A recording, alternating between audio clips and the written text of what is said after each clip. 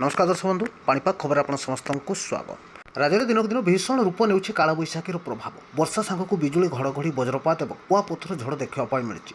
आगामी 24 घंटा मध्य केउझर मयूरभंज बालेश्वर भद्रक जाजपुर में प्रबल वर्षा सांगक बिजुली घड़घड़ी कुआपथर सांगक 50 ରୁ 60 किलोमीटर बेगर घूर्णिझड़ देखा मिले। आगामी 2 घंटा मध्य नुआपड़ा नवरंगपुर जिले में कालबैशाखी जनित वर्षा वज्रपात लगी रहा नहीं भुवनेश्वर पाणीपाग केन्द्र सूचना मिलता बेले पाणीपाग विभाग जारी आकलन कहूँ आज उपकूल समेत उत्तर में भीषण वर्षा सांगक वज्रपात लगी रही। 5 जिला को ऑरेंज वार्निंग सह 5 जिला को येलो वार्निंग जारी होती और 13 जिले में घड़घड़ी सह वज्रपात लगी रही सूचना दी भुवनेश्वर आंचलिक पाणीपाग केन्द्र। तेज निश्चय नजर पकातु केउं सब जिला मानकर कुआपथर सांगक प्रबल घूर्णिझड़ और वर्षा लगी रही केउं सब जिला प्रबल वर्षा सांगक बिजुली घड़घड़ी लगी रही केउं सब जिला प्रबल अति प्रबल वर्षा नहीं सतर्क रही कहुई।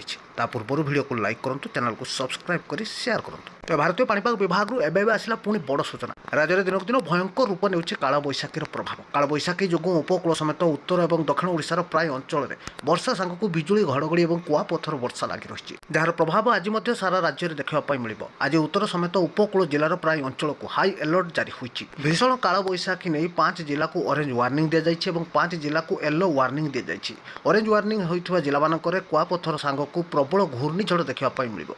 से सब जिला रही भद्रक बालेश्वर मयूरभंज केउझर और जाजपुर जिला जार प्रभाव आज मध्याह्न देखा मिलिବ। मध्याह्न संध्या मध्य समस्त जिला हाई अलर्ट जारी होती। पवन बेग 50 ରୁ 60 किलोमीटर रहा सह प्रबल वर्षा देखा मिलिବ। घूर्णिझड़ सांगक कुआपथर लगी रही सूचना दी जाइए। प्रबल वर्षा को दृष्टि रखी येलो वार्निंग जारी होता जिला रही केन्द्रापड़ा, कटक, जगतसिंहपुर, ढेंकानाल और अनुगुल जिला। ए समस्त जिला सामान स्थिति बिजुली घड़घड़ी सांगक वर्षा वज्रपात लगी रही। पवन बेग 40 ରୁ 50 किलोमीटर रही पाणीपाग केन्द्र सतर्क सूचना कहुई। दक्षिण ओडिशा और उत्तर ओडिशार केतक स्थान में बिजुली घड़घड़ी सांगक वज्रपात संभावना रही। येलो वार्निंग नहीं चेतावनी दी जाइए। पवन बेग 30 ରୁ 40 किलोमीटर रही सूचना कहुई। तेज से सब जिला होची मालकानगिरी, कोरापुट, रायगड़ा, गजपति, गंजाम, कंधमाल, नयागढ़, खोर्धा, पुरी समेत संबलपुर, झारसुगुड़ा, सुंदरगढ़ और देवगढ़ में देखा मिलिବ घड़घड़ी सह वज्रपात। 24 घंटे समस्त जिला को येलो वार्निंग दी जाइए।